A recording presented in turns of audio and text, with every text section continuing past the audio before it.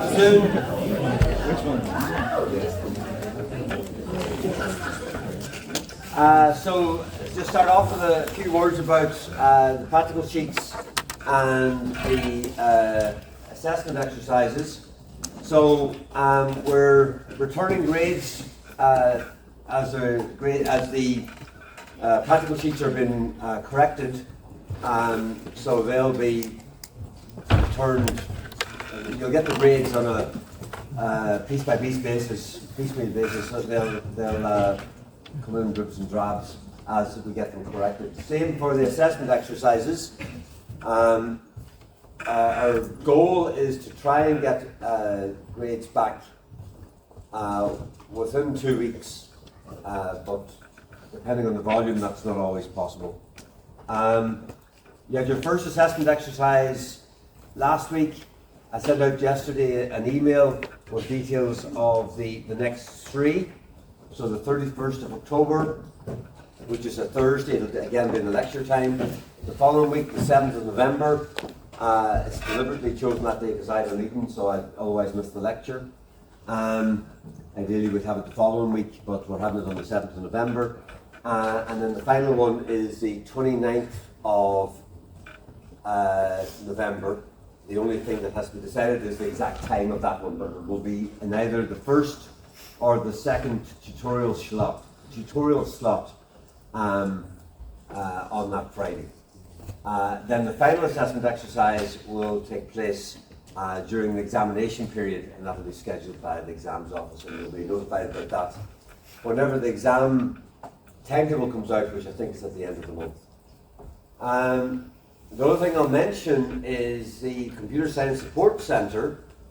So the Computer Science Support Centre is in room B103, which is directly upstairs from here, and it can give help with all aspects of the programme, but maybe more particularly with problems you might have with programming. So it's not a replacement for going to lectures, it's not a replacement for going to tutorials or practicals. They won't give you your notes because they don't have the notes, or if they do, they won't give them out.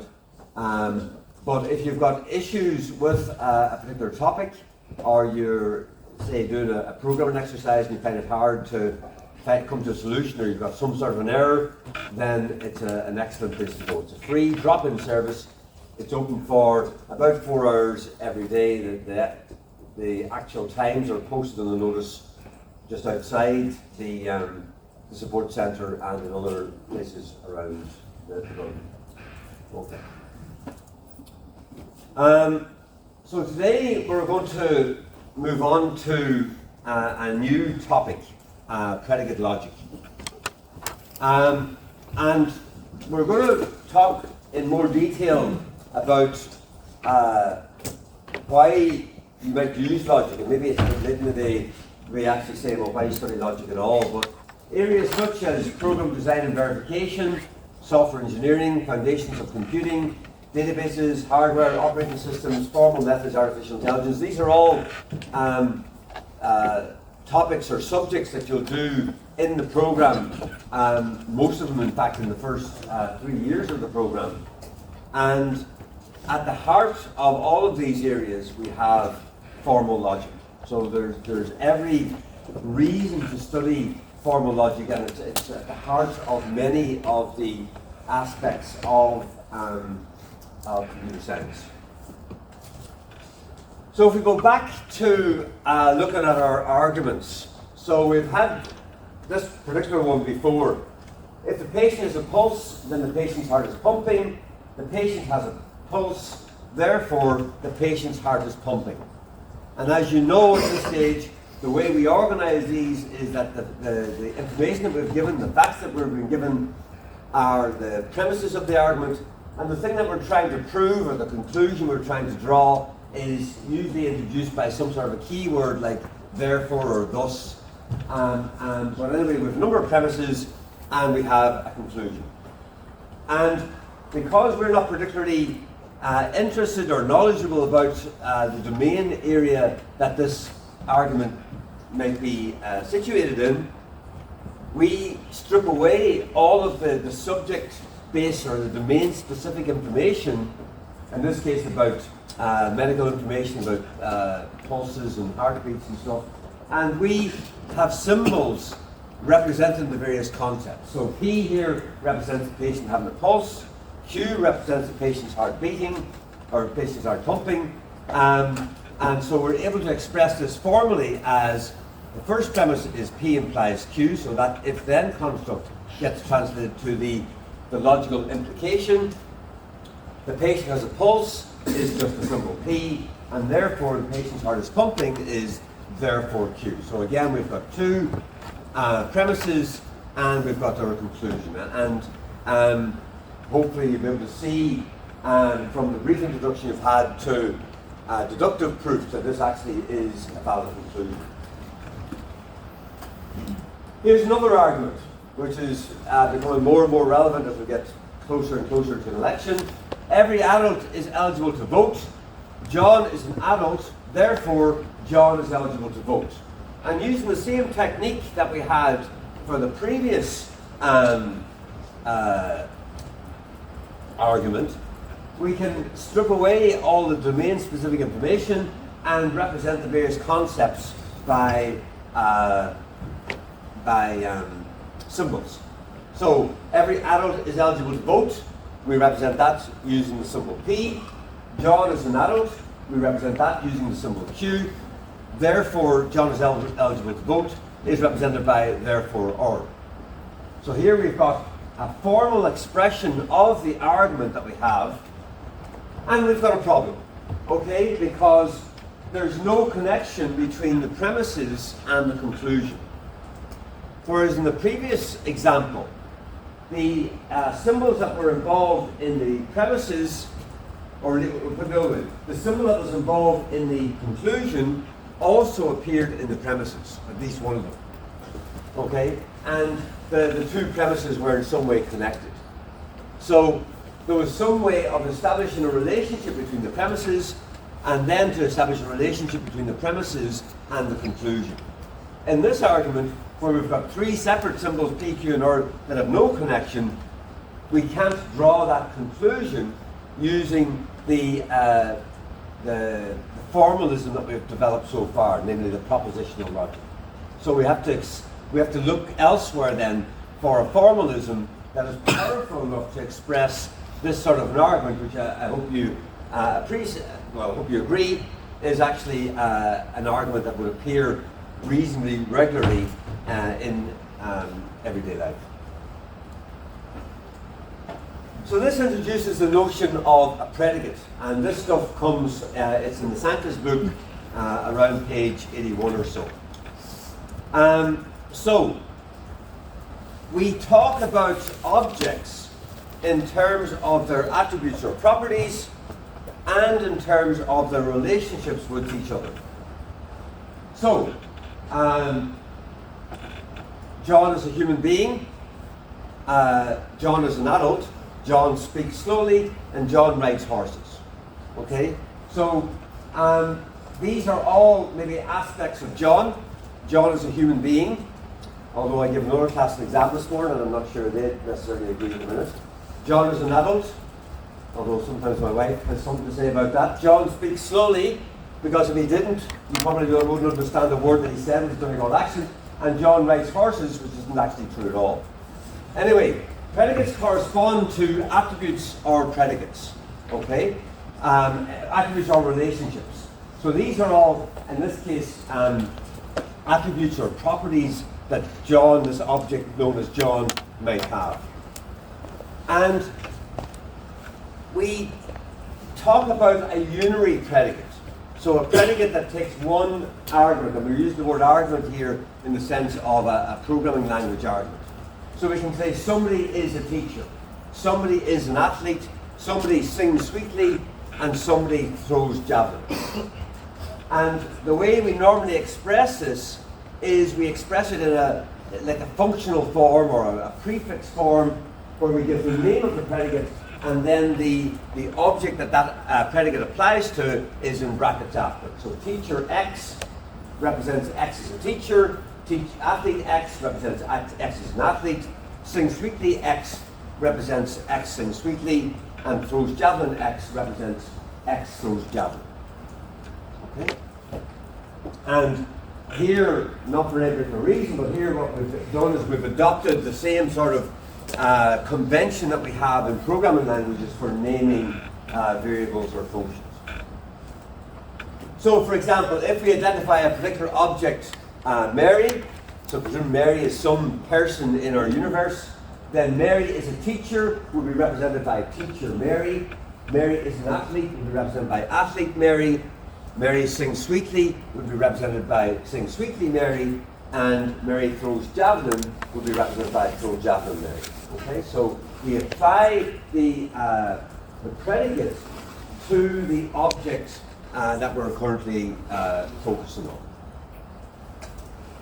So those are unary predicates.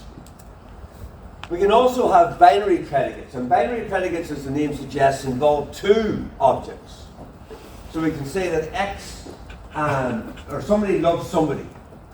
Somebody is older than somebody is taller than somebody is a brother of somebody.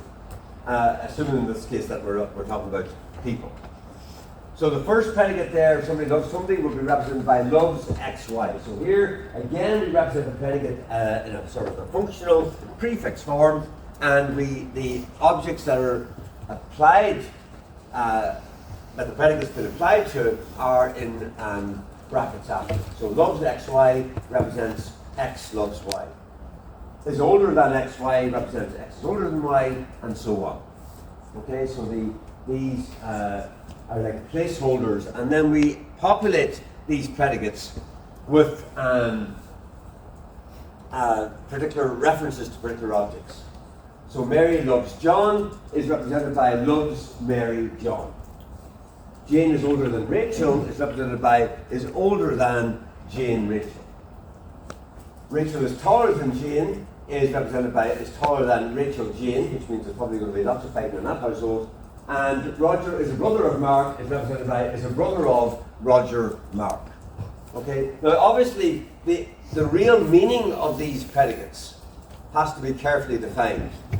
So is older than. We're assuming that the first person here is older than the second person.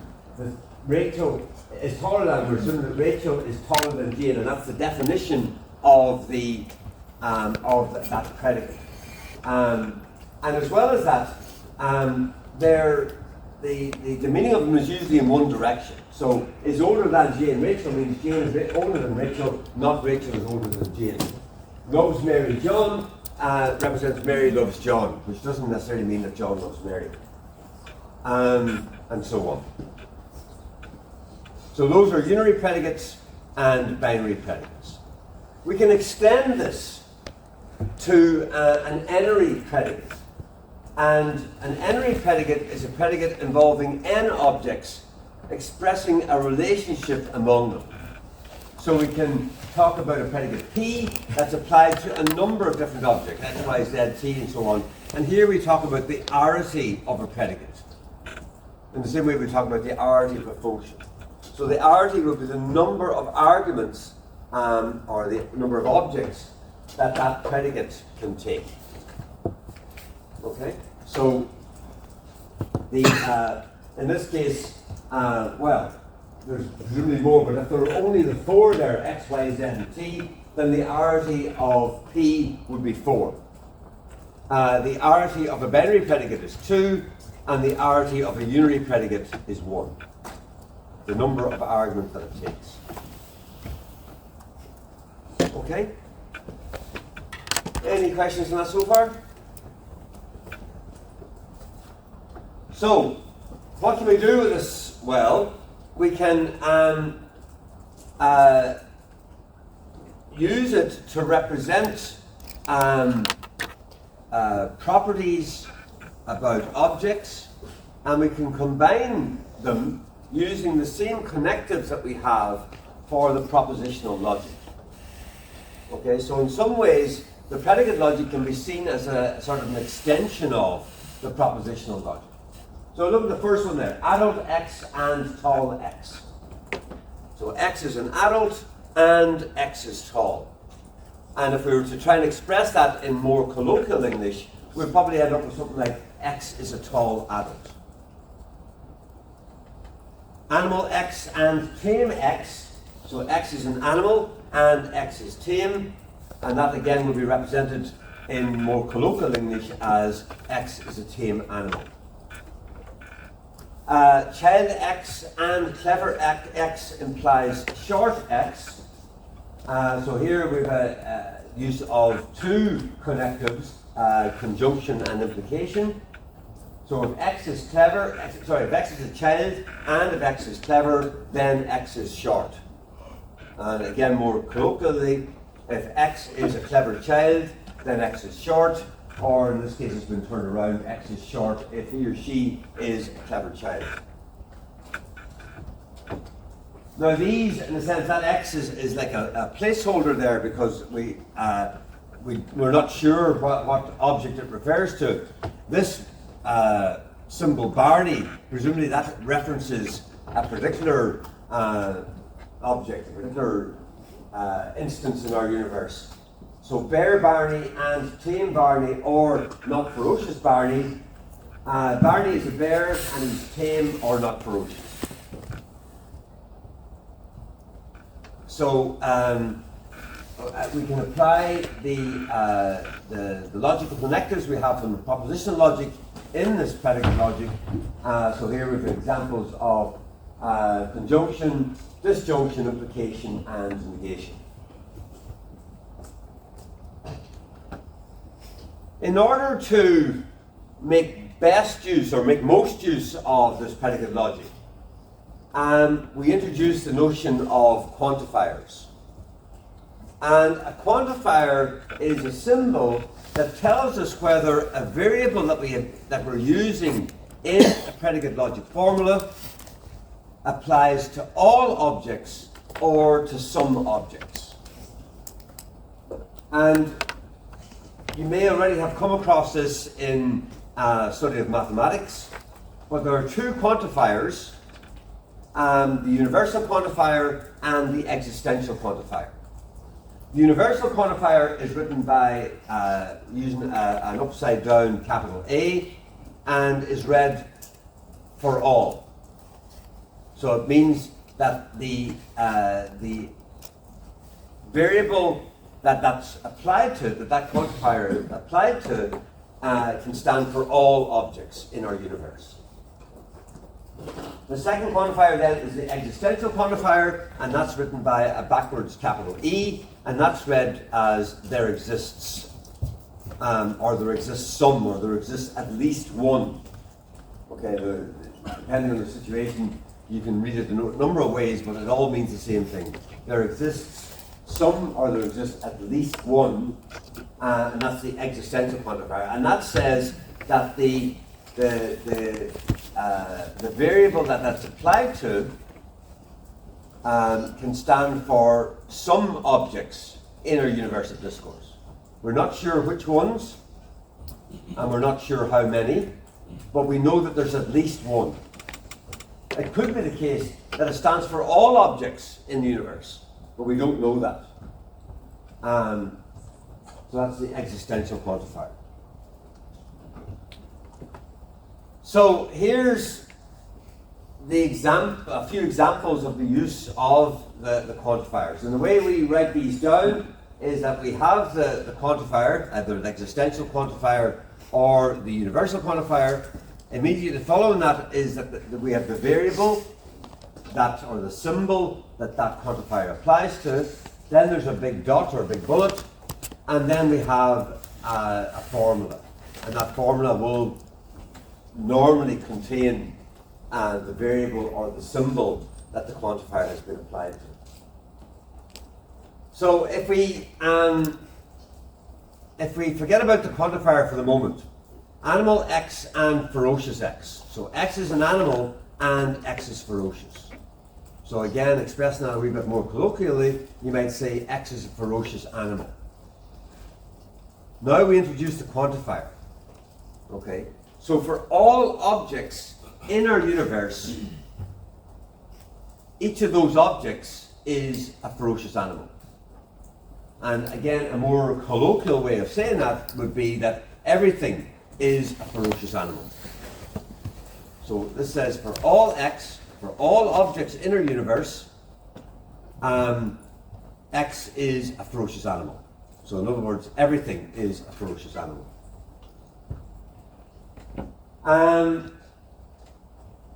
Let's skip the second one and move on to the third one.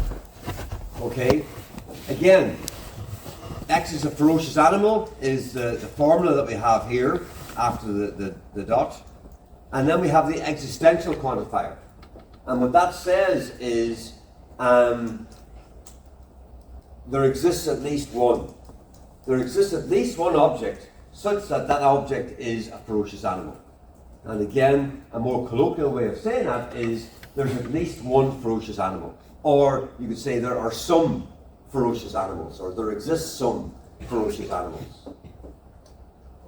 So there exists an x such that animal x and ferocious x. There's at least one, or there are some, there's at least one ferocious animal, or there are some ferocious animals. Let's look at the one in between them. For all x, animal x implies ferocious x. So, again, forgetting about the quantifier for the moment, animal x implies ferocious x. If x is an animal, then x is ferocious. That's a normal translation of the implication. If x is an animal, then x is ferocious. And that's true for all x. So for all objects in our universe, if x is an animal, then x is ferocious. And this construction here is the normal way to translate in the English language sentence, all animals are ferocious, or all x's are y would be, all p's or q's would be represented by pq implies, px implies qx for all x. Okay? So all animals are ferocious is represented by, for all x, animal x implies ferocious x. If x is an animal, then x is ferocious, and that's true for all objects in our universe. Then down below there's a few more examples. For all x, lion x and brown x implies tame x and animal x. Again, that's of the same construction as the middle one here, the second one here. So lion x and brown x. X is a brown lion. On the right hand side of the implication we have tame x and animal x. In other words, x is a tame animal. So if x is a brown lion, then x is a tame animal. And that's true for all x. That's true for all objects in our universe. So for all objects in the universe, if the object is a brown lion, then the object is a tame animal. In other words, every brown lion is a tame animal. And then the last one there, if x is a brown lion, then x is a tame animal. And here instead, this time we've got the existential quantifier. So that says that if, for some object, if x is a brown lion, then x is a tame animal. We know there's at least one object such that if x is a brown lion, then x is a tame animal. Okay? So, in our predicate logic, we've got these predicates. Most of the predicates we're going to use are going to be either unary predicates or binary predicates. We're not going to make that much use of predicates of higher arity than that. There might be one or two that are of arity 3, but most of them will be either unary predicates like all these are, or binary predicates. And we are going to make use of the same connectives that we had, and they're going to have the same meaning as the connectives in the propositional logic. And then the other big addition is the quantifiers. So we have the universal quantifier, which says that an object can stand for all objects. Sorry, a variable can stand for all objects in the universe. and then the existential quantifier, which says that the variable or the symbol can stand for some objects, at least one object. We don't know how many, but at least one object in our universe. Yeah. Why did you read the last one for breadth? Just was a wee bit more natural reading it that way, but it's the same.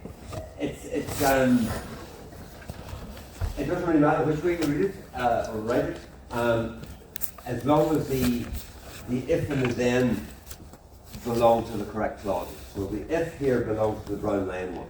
So if it's a brown line, then or if there's a if x is a brown line, then x is a tame animal, and that's true for at least one x. So if there's no at least one brown line, then it's a tame animal. You could write, you could say it. Okay, but there's no particular reason. So does the if then only come when there's a exist exist? So the if then applies here too, but it's sort of the colloquial version of it, or the more natural version of it. You don't actually have to spell that out.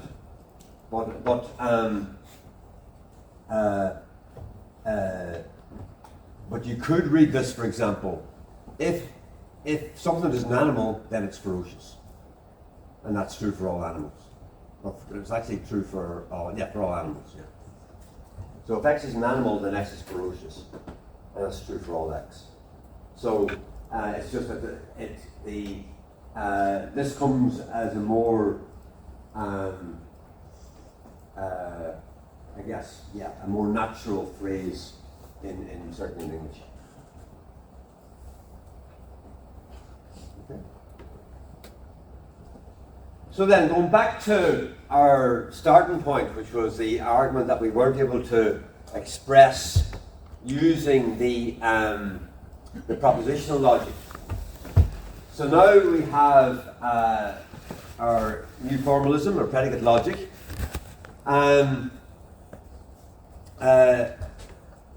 We again identify the concepts. So in this case, we have the concept of an adult. We have the concept of being eligible to vote, and that's all. Right? We've just got those two concepts. So every adult is eligible to vote. So that's sort of the same form as all animals are ferocious. So if X is an adult, then X is eligible to vote, and that's true for all X. If X is an adult, then X is eligible to vote, and that's true for all X. So adult X implies eligible X, and that's under the control of the universal quantifier. So we have for all X, adult X implies eligible X. The second one, John is an adult. So we have our predicate adult, a unary predicate adult. So adult John represents John as an adult. And then finally, our conclusion, John is eligible to vote. Again, we've got our unary predicate here, eligible. So eligible John represents John is eligible to vote. And again, we're able to express this argument using premises and a conclusion. And hopefully now you can see that even though we might not have the technique yet as to how to do it, hopefully you can see that there's a possibility that we can reach this conclusion given these premises. Because these premises are connected in some way. So for example, adult appears here and adult appears here. And the premises together are connected to a conclusion in that eligible appears here and eligible appears in the conclusion. So even though we might not know how to do it yet, I hope you can see that there's the possibility that we can actually prove conclusions or show that arguments like this are valid. And later on, a couple of lectures time, we'll look at techniques how to do that. Okay, so again, we express our argument in a abstract form using symbols to represent the various concepts. In this case, we have predicates to represent the various attributes or properties of the objects that are involved. So presumably here we're talking about humans. So if X is an adult, then X is eligible to vote. That's true for all X. John is an adult, therefore John is eligible to vote.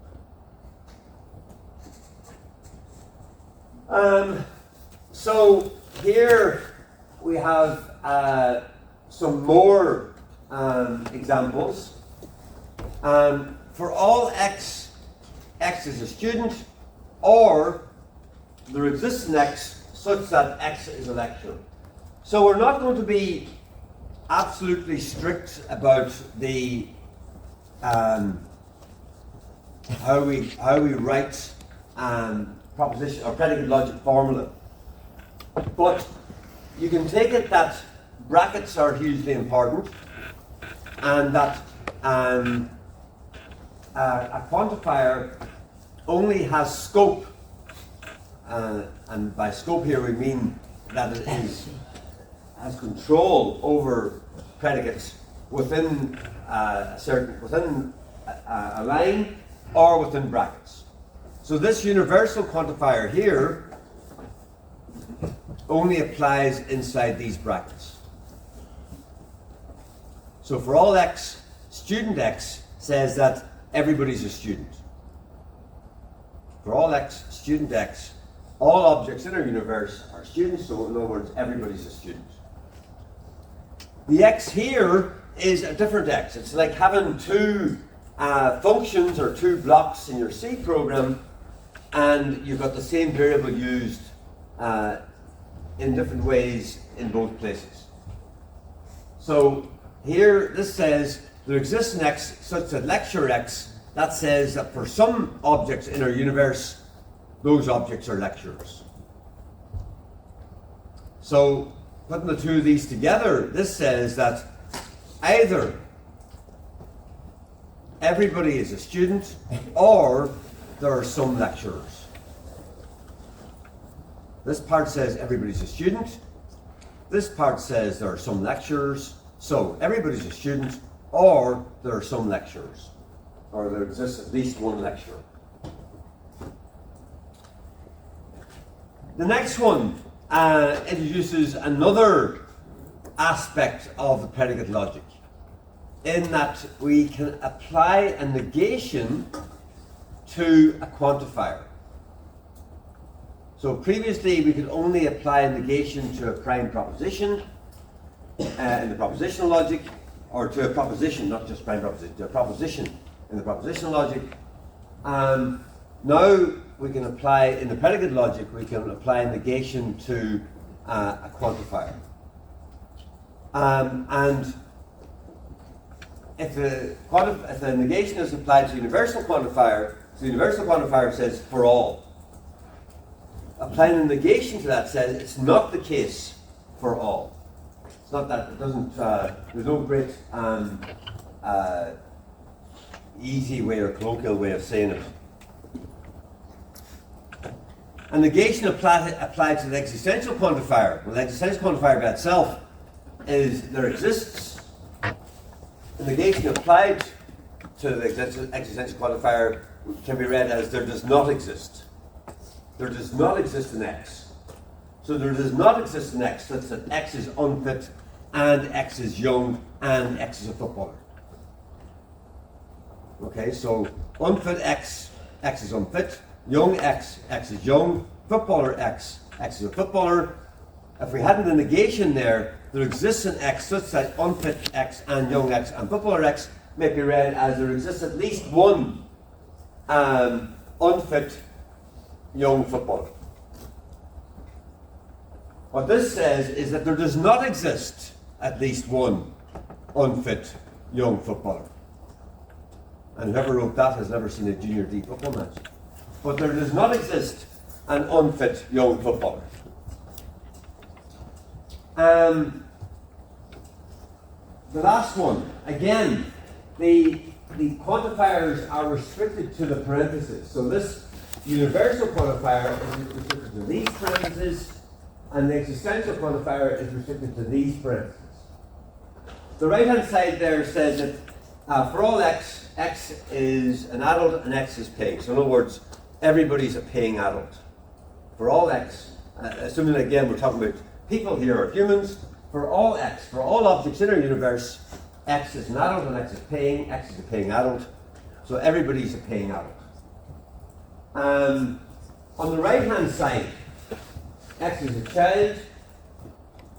If we have no negation, it would be there exists in x, there's at least one child, but there does not exist at least one child, because the negation is there. So if there does not exist at least one child, then everybody's a paying adult.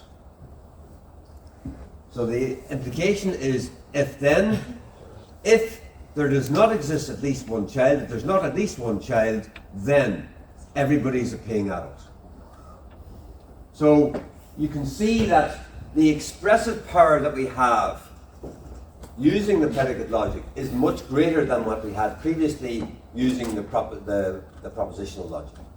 We're able to express much more complex concepts and much more complex relationships between objects in our universe that we want to talk about and reason about in a formal way.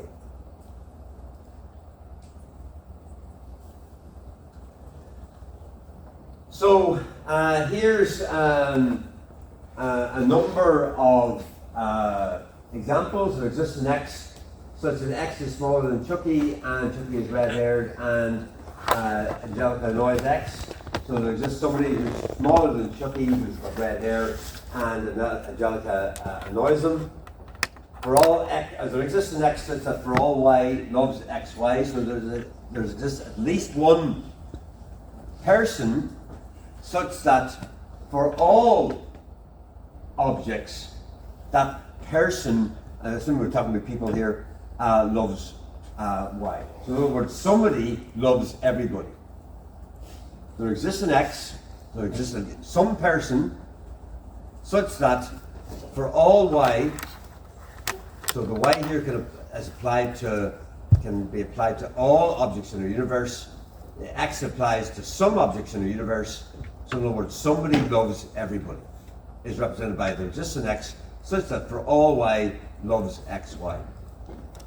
On the other hand, if we have for all x there exists a y such that loves xy. So for all objects in our universe, there exists at least one object such that that one object is loved by everybody. So everybody loves somebody.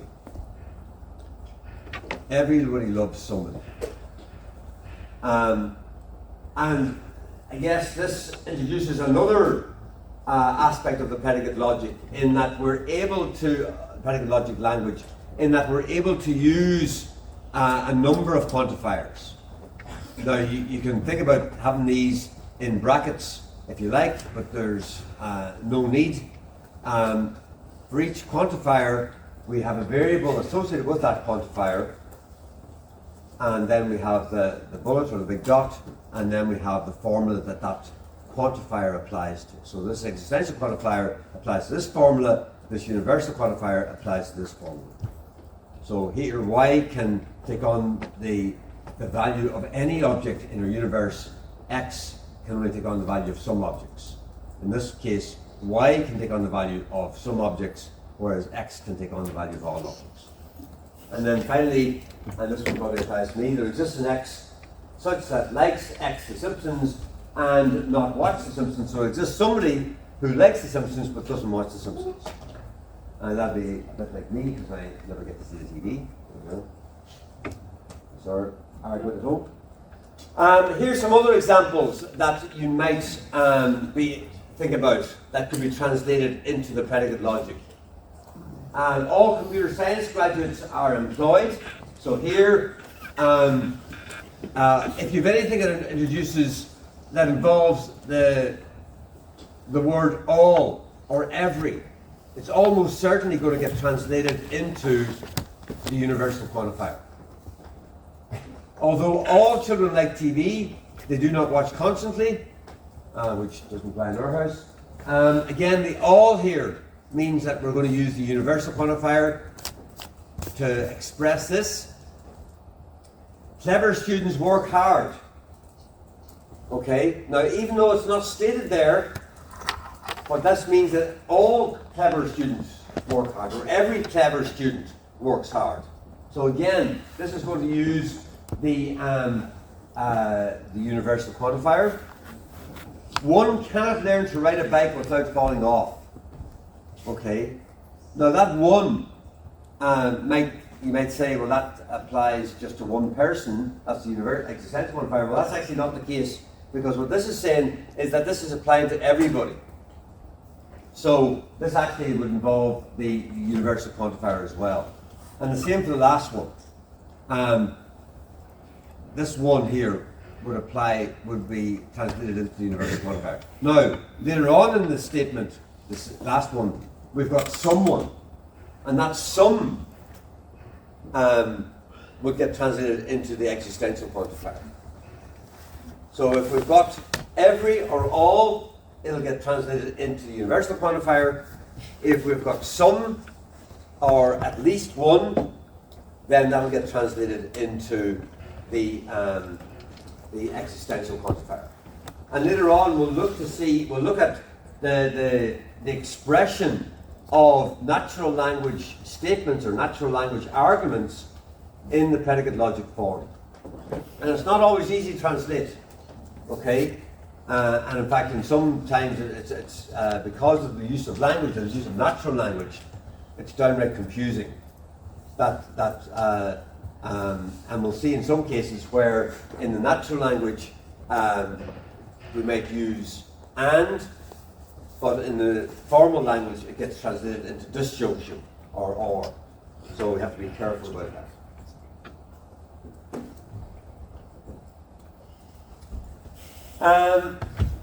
So, I mentioned a bit earlier about the scope of quantifiers. So, the same variable used in different places in a given formula in predicate logic may mean different things. In the same way that we can use a variable in different places in a program, and it will mean different things depending on where it occurs and what the scope of that variable is. So here we're talking about the scope of a quantifier. So here we have for all x, distant x and planet x implies there exists an x such that moon x. So here the variable or the symbol x appears in three predicates. The first two occurrences of it refer to one particular object or an object that's generated or under the control of the universal quantifier. So this universal quantifier, which controls this variable x, that's the x that's involved in these two predicates. On the other hand, the x that's that the predicate moon is applied to, so moon x, is under the control of this existential quantifier. So the object that this predicate moon is applied to is different, or at least potentially different. Made by circumstance, it might be the same, but by in principle at least, it's a different object to the one that's been referred to by the x on the left-hand side of the implication. So the just to note that the same variable used in different places in a given formula in predicate logic, in a given formula in predicate logic may mean different things. So what we talk about is the scope of a quantifier. And we say that the scope of a quantifier is the extent over which the quantifier applies in a formula. Now normally, in our case, the quantifier will apply to the entire formula. But depending, again, we're not going to formally define this, but you could define your predicate logic language that you would have a multi-line formula that had indentation in some way so that you knew that the quantifier extended over the entire formula rather than just to the end of the line, which would be the normal default. In most of the cases that we have, the scope of the quantifier will be fairly obvious. And in any case, we can always use brackets or parentheses to enforce scoping rules or scoping patterns. If we have a quantifier that's inside brackets, then the quantifier will only apply to the formula that's inside the bracket.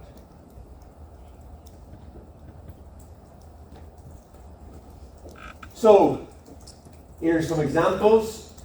For all x, bare x and ferocious x implies there exists a y such that fears yx. So for all objects x, and you can see here that all of this formula is in parentheses. So this entire formula is under the control of the universal quantifier. So if x is a ferocious bear, then, okay, bare x and ferocious x is a ferocious bear. So if x is a ferocious bear, then there exists an object such that that object y fears x, where x is the ferocious bear. So if x is a ferocious bear, then there's some object that fears the ferocious bear. So for all ferocious bears, and it's all ferocious bears because of the universal quantifier here, all ferocious bears are feared. And unstated there is feared by someone or something. Okay, but ferocious bears are feared will be represented by this formula here. Here we've introduced brackets around the first part, the left-hand side, the antecedent of the implication. So for all x, bare x, and ferocious x, so what this says is that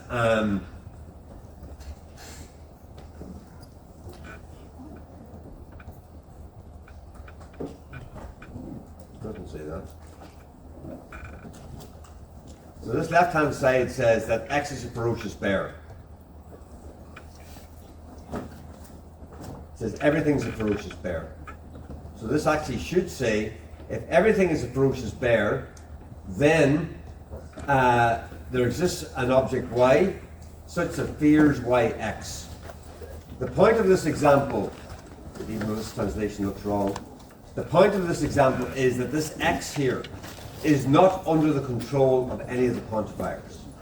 So it is either ill-formed or it's not going to be translated into a colloquial natural language form.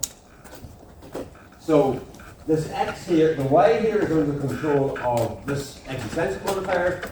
This x is under control of the universal quantifier, but that universal quantifier only has scope as far as that right parenthesis. This x is outside of that scope, so when we come to translate it, and I'll check the translation, but when we come to translate it, then we won't be able to translate it into a colloquial form. Okay, we'll continue this the next day. Tomorrow we've got